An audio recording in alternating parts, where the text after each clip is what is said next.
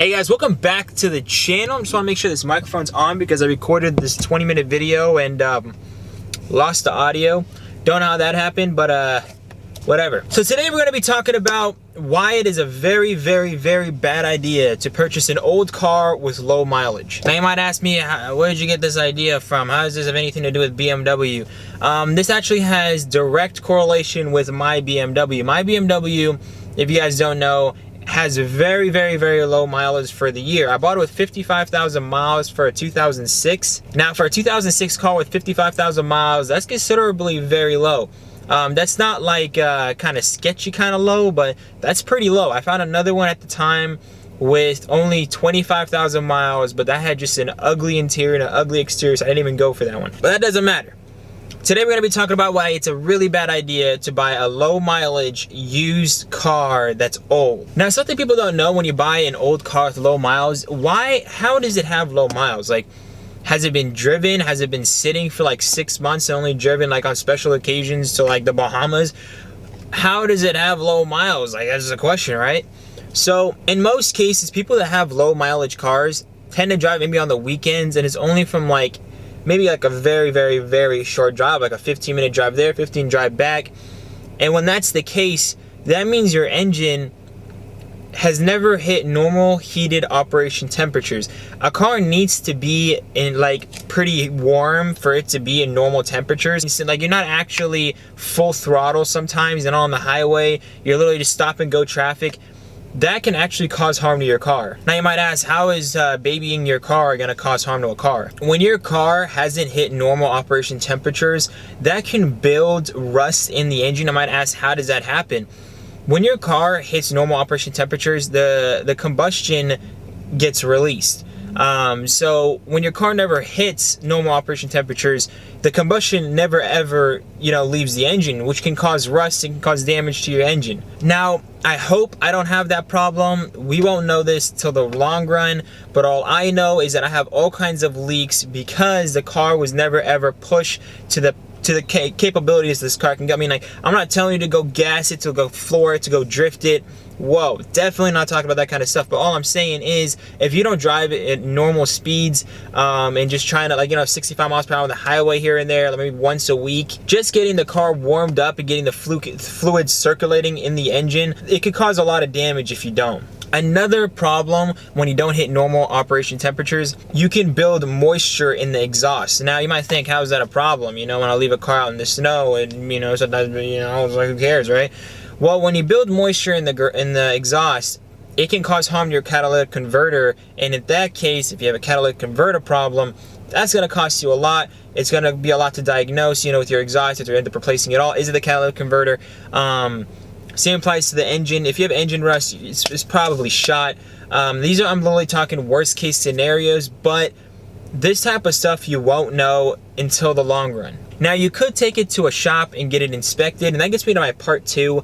If I were you guys and you get a low mileage used car, which I definitely won't after having my first low mileage used car that's old, get all the fluids replaced. Now, fluids I recommend changing will be like the brake fluid, the power steering fluid, the tranny fluid, and of course do a complete radiator flush. You want to basically have your everything in the engine cleaned and everything. You also want to replace all your filters, your intake filters, your engine filters, your air conditioning filters. You want to replace everything. You want to make sure your car is being well taken care of. You don't know how long it's been sitting. You don't know if the oil is in globs. You don't know if the fluids are black. Now, for my car, if you guys didn't know, I didn't have a tranny issue when I bought the car, but 3 months after I bought it, I started having some tranny issues. And that mainly is because the car was never broken in.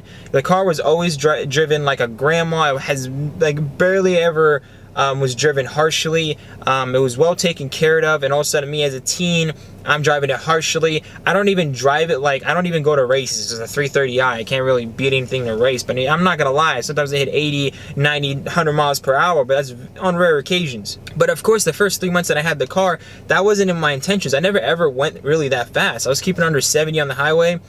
but I started having transmission jerkiness issues, and I had to end up replacing my fluid pan, my fluids, my sealant sleeves, you know, gasket, and now I'm probably gonna have to end up replacing the solenoids because none of that fixed my issue. And the last thing that I would check with a low mileage car is a timing belt.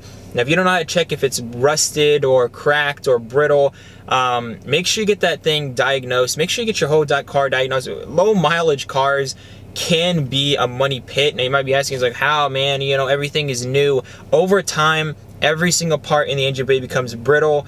It doesn't matter how old the car is. It doesn't matter how many miles is on the car. Parts get brittle over time, especially when fluids sit. It can cause rust, it can cause issues, it can make things crack. If your car only has 20,000 miles and it's a 2002, you can still have the exact same, you know, water pump issues, hose issues, leak issues as a car with 130,000 miles, 2002. So I'm basically trying to say here is that honestly, you're better off going with a newer car, or you're better off going with an older car with higher mileage. If you're looking for low miles because you don't like to see a car with higher mileage, I would go the medium range between 2009 to 2012. 2009 and 2012 is a good range for low mile cars. Anything before 2009, I would stay maybe 80 to 90,000 miles. That's a good range for a 2008 or older. 80 to 90,000 miles. I would not get anything under that, because that means the car has been driven like a grandma, has never been broken in. You could have all kinds of issues that you just don't know about. Like me, I had to replace everything. Like, there's not a single part in this car that's stock. There's not a single part of this car that hasn't been replaced. The only thing that hasn't been replaced is my transmission, my engine. Like, literally everything's been replaced. And it's kind of sad, you know? My car just hit 70,000 miles. I got it with 60,000 miles, and I'm having these serious issues. I know you guys are probably like, wow, this doesn't make any sense. It's just, to be honest with you guys, it makes perfect sense. When a car has been sitting for a long period of time, fluids hasn't been moving around. A car is meant to be driven. When it's not driven, fluids sit, they cause corrosion, they cause rust, they cause problems, and that's something you don't want to deal with. That's what I found out about my car after owning it for all this time. I finally hit 70,000 miles. Thankfully, it's running strong. People always ask me, what is a good mileage for a car? Now, I'm gonna straight up answer this for my BMW followers. If you're looking for a BMW E92, E90 from the year 2006 to 2009, like, I mean, to be honest, 80 to 90,000 miles is a pretty good amount of miles for an older car.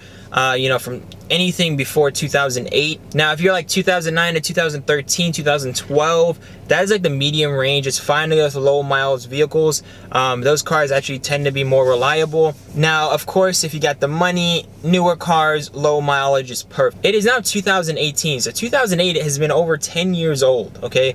So for a 10-year-old car with 20,000 miles, that's a big issue, because for every year, a car is normally driven around 12 to 15,000 miles, and if your car hasn't been driven at least 8,000 miles for every year is a good amount of miles per year. I mean, if a car's been driven around 8,000 miles a year, that means it's been on the highway, it's been on the roads, it's been through everything, it's been broken into. It's a solid car. For anything before 2008, you know, 8,000 miles a year is a solid car. So if you consider it 8 times 10 years, so for a 2008 car, 80,000 miles is probably your best bet.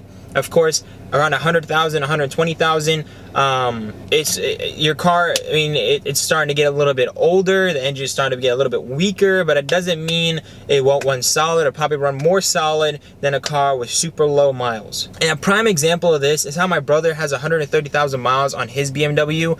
130,000 miles, I was never ever looking in that range. But after driving this car and seeing how the tranny is very, very, very smooth to shift, car runs perfectly, no issues, fingers crossed. You haven't hit the highway yet, but everything seems to be pretty solid. And we got it for a really good deal, you know? Like, this car, I paid almost an arm and a leg for it, and that's mainly because I didn't want to have any issues as a college student with this car. But because of all these issues, I have this channel, and you guys know me. You guys would know that this car gives me a lot of issues because of how much low mileage, and it was never broken into. And, you know, I thought the previous owner just never took care of the car, but it was the other way around. They actually took, they took this car in as a baby. They babied it so much to where it's unhealthy for a car. A car needs to be driven. That's the end of story. If the car hasn't been driven enough, that can cause problems. And I'll have some links to 2 articles down below, just to show you guys, you know, I'm not making this up. I have personal experience with my car with all these issues. If you guys follow me on the channel and look at my other videos, you understand what I've been, you know, going through with my car. These articles below are just to support my claims and what I'm saying. So if you guys want to check that out down below and get more information, again, it'll be down below. So before I end this video, I just want you guys to send me some prayers. By the time I upload this video, I'm going to be having my surgery on my leg. Long story short, I broke my leg a couple years back, have some metal in my leg, and I'm getting the surgery done. I'm going to be put under. I'm not a big fan of being put under. I hear a lot of stories of people being put under and they just don't wake up after the surgery. You know, you never know when is your last breath. You got to always thank God for your blessings. So, you know, thank you guys for always supporting me, supporting my channel. Pray for me. I'm going to make this through and make you guys another video. Hopefully, you know, most likely I'll make it out, but just pray for me, guys. And I'll see you guys in the next one. And if you guys did enjoy this video, make sure you smash that like button for me. See you guys in the next one. Peace out. She got me saying, yalla, baby, I need you to see me. Quit with the front and then put your guard down, girl, we know you ain't easy. She got me saying, yalla, baby, I need you to see me. Quit with the front and then put your guard down, girl, we know you ain't easy. You know, you're all I